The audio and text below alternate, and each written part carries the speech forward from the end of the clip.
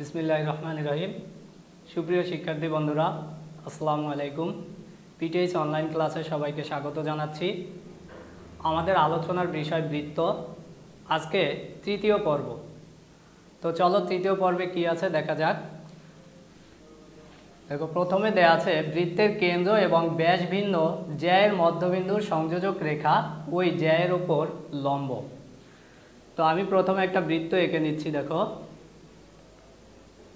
এটা হলো বৃত্তের কেন্দ্র, ধরে নিলাম বৃত্তের কেন্দ্র ও। এরপরে বলা হয়েছে ব্যাস ভিন্ন জ্যা, অর্থাৎ যেই জ্যাটা বৃত্তের কেন্দ্র থেকে যাবে না এমন একটা জ্যা। তো আমি এটার নাম ধরে নিলাম এবি। এরপরে বলা হলো বৃত্তের কেন্দ্র থেকে ব্যাস ভিন্ন জ্যায়ের মধ্যবিন্দু। দেখো, ব্যাস ভিন্ন জ্যায়ের মধ্যবিন্দু, এই যে ডি নিলাম। এরপর বলছে এই সংযোজক রেখাটা, মধ্যবিন্দুর সংযোজক রেখা জ্যায়ের উপরে লম্ব হবে। অর্থাৎ কেন্দ্র থেকে এবি এর উপরে, এই যে আমি ওডি আঁকলাম, এটা এবি এর উপরে লম্ব হয়ে যাবে। ওডি লম্ব এবি, এইটাই এখানে বলা হয়েছে। বৃত্তের কেন্দ্র এবং ব্যাসবিন্দু জ্যায়ের মধ্যবিন্দু, এই দুইটা যদি যোগ করা হয় তাহলে যে রেখাটা পাবো সেই রেখাটা এই জ্যায়ের উপর লম্ব হবে। ওডি লম্ব এবি। এরপরে আসো, এইটাকেই ঠিক উল্টোভাবে তুমি বলতে পারো এইভাবে, যে বৃত্তের কেন্দ্র থেকে যদি জ্যায়ের উপর লম্ব আঁকা হয় তাহলে এই লম্বটা এই জ্যাটাকে সমান দুই ভাগে বিভক্ত করবে। অর্থাৎ এইবার যদি ওডি এবি এর উপর লম্ব হয় তাহলে এই দুইটা অংশ সমান হয়ে যাবে। এডি সমান বিডি হবে। তাহলে এটাকে আমরা এইভাবে বলতে পারি, বৃত্তের কেন্দ্র থেকে ব্যাসবিন্দু জ্যায়ের ওপর অঙ্কিত লম্ব ওই জ্যাকে সমান দুই ভাগে বিভক্ত করে, অর্থাৎ এডি সমান বিডি। এরপরে আসো, বলা হলো বৃত্তের ছেদক বৃত্তকে সর্বাধিক দুইটি বিন্দুতে ছেদ করতে পারে। তো বন্ধুরা, এইটার ক্ষেত্রে আমাদের প্রথমে একটু ছেদক আমাদের চেনে নিতে হবে। ছেদক কি? দেখো, আমি একটা বৃত্ত আঁকলাম। এই বৃত্তকে ছেদকারী রেখাকেই বলা হবে বৃত্তের ছেদক। আমরা স্পর্শক জানছি যে পরিধির কোনো বিন্দুতে যদি একটা রেখা স্পর্শ করে তাহলে ওইটাকে স্পর্শক বলা হবে। এইবার দেখো, বৃত্তকে যদি ছেদ করে তাহলে ওই রেখাটাকে ছেদক বলে। একটা ছেদক বৃত্তকে দুইভাবে ছেদ করতে পারে। একটা দেখো আংশিক বৃত্তের ভিতরে ঢুকে গেল, আর একটা বৃত্তের ভিতর থেকে ছেদ হয়ে বের হয়ে গেল। এই দুইটা প্রক্রিয়া বৃত্তকে একটা ছেদক ছেদ করতে পারে। তো দেখো, এই ছেদকটা বৃত্তের একটা বিন্দুতে ছেদ করছে, আর এই ছেদকটা দুইটা বিন্দু দিয়ে ছেদ করছে। তাহলে দেখো, সর্বনিম্ন একটা বিন্দু আর সর্বোচ্চ দুইটা বিন্দু। তাহলে একটা ছেদক একটা বৃত্তকে সর্বোচ্চ দুইটা বিন্দুতে ছেদ করে, আর সর্বনিম্ন একটা বিন্দু। এইটাই বলা হলো বৃত্তের ছেদক বৃত্তকে সর্বাধিক দুইটি বিন্দুতে ছেদ করতে পারে। এরপরে আসো, বৃত্তের পরিধির নির্দিষ্ট কোনো বিন্দুতে শুধুমাত্র একটি স্পর্শক আঁকা যায়। তো এইটা আমরা কিভাবে দেখব? দেখো, আমি একটা বৃত্ত আঁকলাম। এখন এই বৃত্তে যদি আমি একটা স্পর্শক আঁকি, মনে রাখবে এই স্পর্শক বৃত্তের পরিধিকে শুধুমাত্র একটা বিন্দুতে স্পর্শ করবে। তো যদি একটা বিন্দুতে স্পর্শ করে, এই বিন্দু দিয়ে তুমি একটাই স্পর্শক আঁকতে পারবা, অন্য কোনো স্পর্শক আঁকতে পারবা না। হ্যাঁ, তবে পারবা এই বিন্দুটা দিয়ে, ধরো এই বিন্দুতে স্পর্শক আঁকলাম আমরা, এই বিন্দু দিয়ে তুমি ছেদক আঁকতে পারবে, কিন্তু স্পর্শক আঁকতে পারবে না। স্পর্শক শুধুমাত্র একটাই হবে।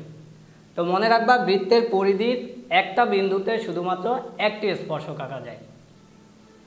এরপরে আসি আমরা, বৃত্তের একটি স্পর্শক বৃত্তকে শুধুমাত্র একটি বিন্দুতে স্পর্শ করে। অর্থাৎ আমরা মাত্র যেটা বললাম ঠিক তার উল্টোটা। অর্থাৎ বৃত্তে যদি আমি একটা স্পর্শক আঁকি, ওই স্পর্শকটা বৃত্তের পরিধির একটা বিন্দুতে স্পর্শ করবে। এরপরে আসো, বৃত্তের যে কোনো বিন্দুতে অঙ্কিত স্পর্শক স্পর্শ বিন্দুগামী ব্যাসার্ধের উপর লম্ব। এইটা একটু আমরা দেখে নেই। দেখো,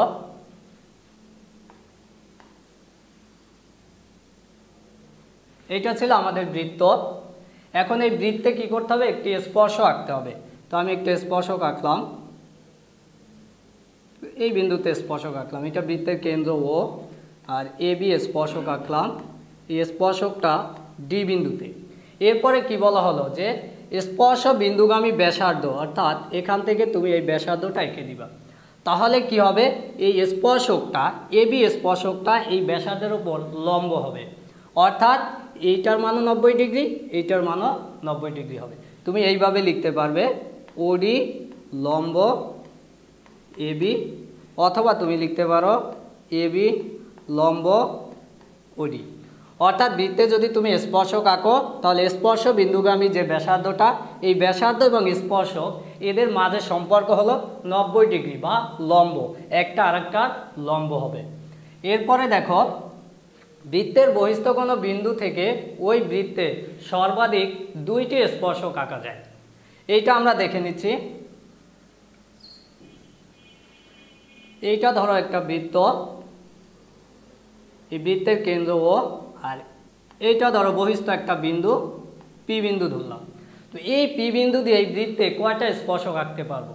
সর্বোচ্চ 2টা স্পর্শক আঁকতে পারবো। দেখো এখান থেকে এখানে একটা বিন্দু নাও, এটার নাম দাও পি এ, আর এখান থেকে এটার নাম দাও পি বি। এর বেশি স্পর্শক তুমি আঁকতে পারবে না। দেখো তুমি ছেদক আঁকতে পারবে অসংখ্য, কিন্তু স্পর্শক আঁকতে পারবে শুধুমাত্র 2টা। তাহলে বৃত্তের বহিস্থ কোনো বিন্দু দিয়ে একটা বৃত্তে তুমি সর্বাধিক 2টি স্পর্শক আঁকতে পারবে। এরপরে দেখো বৃত্তের বহিস্থ কোনো বিন্দু থেকে বৃত্তে 2টি স্পর্শক টানলে ওই বিন্দু থেকে স্পর্শ বিন্দু দ্বয়ের দূরত্ব সমান। এইটার অর্থ হলো আমি যে 2টা স্পর্শক টানলাম, একটা ছিল পিবি আর একটা পিএ, তাহলে এই কেন্দ্র থেকে আমি যে বৃত্তের বহিস্থ বিন্দু থেকে যে স্পর্শক 2টি আঁকলাম পিএ আর পিবি, এই 2টা পরস্পর সমান হবে, অর্থাৎ এই 2টার দৈর্ঘ্য সমান হবে।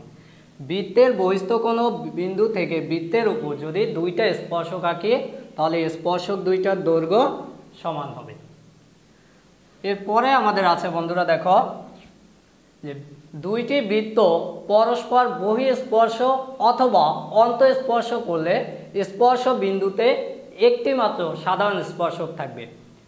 দেখো এটা আমি চিত্রের মাধ্যমে বুঝিয়ে দিচ্ছি। প্রথমে দেখো আমি 2টা বৃত্ত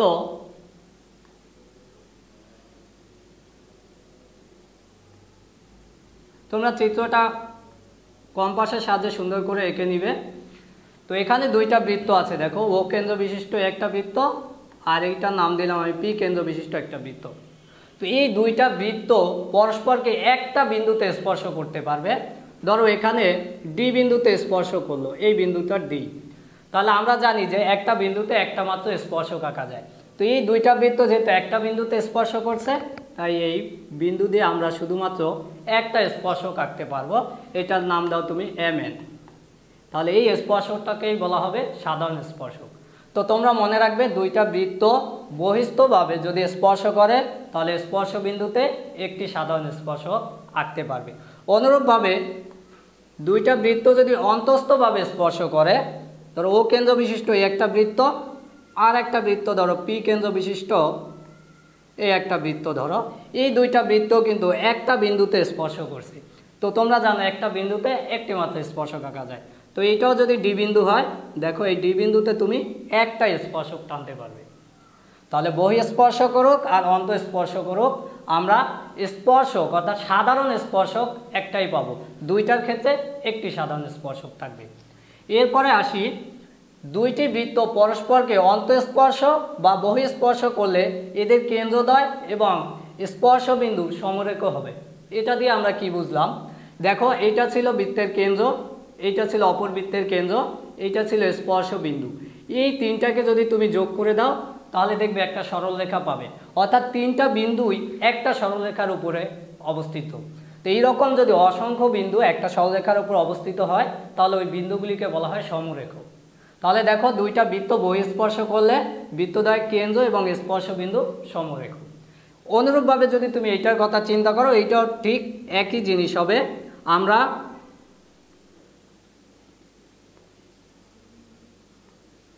দুইটা বৃত্তের কেন্দ্র আর স্পর্শ বিন্দু এই 3টাকে যদি যোগ করে দেই তাহলে একটা সরলরেখা পাবো। তাহলে আমরা বলতে পারি যে বৃত্ত 2টা যদি অন্তস্থভাবে স্পর্শ করে তাদের কেন্দ্র এবং স্পর্শ বিন্দু সমরেখ হবে। আশা করি তোমরা বুঝতে পেরেছ। এরপরে দেখো বলা আছে 2টা বৃত্ত পরস্পরকে বহিঃস্পর্শ করলে এদের কেন্দ্রদ্বয়ের দূরত্ব এদের ব্যাসার্ধদ্বয়ের সমষ্টির সমান। এইটা দেখো, এই দুইটা বৃত্ত, এইটার কেন্দ্র ছিল এইটা, তাহলে ওডি ছিল এই বৃত্তের ব্যাসার্ধ, এইটাকে আমি ধরে নিলাম R1। আর এখানে ব্যাসার্ধ ছিল ডিপি বা পিডি, এইটার আমি ব্যাসার্ধ ধরলাম R2। তাহলে কেন্দ্রদ্বয়ের দূরত্বের কথা বলা হয়েছে, কেন্দ্রদ্বয়ের দূরত্ব হবে ওপি।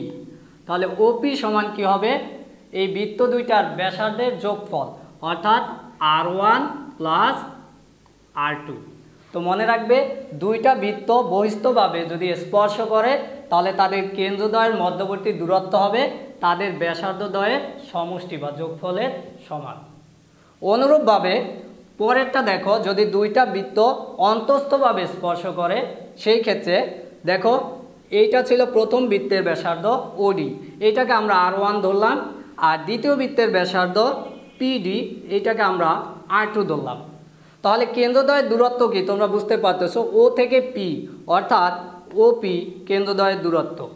তো এই দূরত্বটা আমরা পাবো R1 মাইনাস R2। দেখো, এই পুরো অংশ থেকে যদি আমি এখান থেকে এইটুকু বাদ দিয়ে দেই তাহলে আমরা এই অংশটুকু পাবো। তাহলে দুইটা বৃত্ত যদি অন্তস্থভাবে স্পর্শ করে তাহলে তাদের কেন্দ্রদ্বয়ের দূরত্ব অর্থাৎ ওপি হবে তাদের ব্যাসার্ধদ্বয়ের অন্তর বা বিয়োগফলের সমান। এখানে অবশ্যই তোমরা বড় ব্যাসার্ধটা আগে লিখবে, ছোট ব্যাসার্ধটা পরে লিখবে। তো এইটাই ছিল দুইটা বৃত্ত পরস্পর অন্তঃস্পর্শ করলে তাদের কেন্দ্রদ্বয়ের দূরত্ব ব্যাসার্ধদ্বয়ের অন্তরের সমান। তো বন্ধুরা, আজকের আলোচনা এই পর্যন্তই। আশা করি তোমরা বুঝতে পেরেছ। তো আমাদের চ্যানেলটি যদি তোমাদের ভালো লেগে থাকে অবশ্যই সাবস্ক্রাইব করবে, তাহলে আমাদের বৃত্ত সম্পর্কিত পরবর্তী যে লেকচার আছে এটা তোমরা পরবর্তী পর্বে পেয়ে যাবে। তো তোমরা ভালো থাকবে। আসসালামু আলাইকুম, আল্লাহ হাফেজ।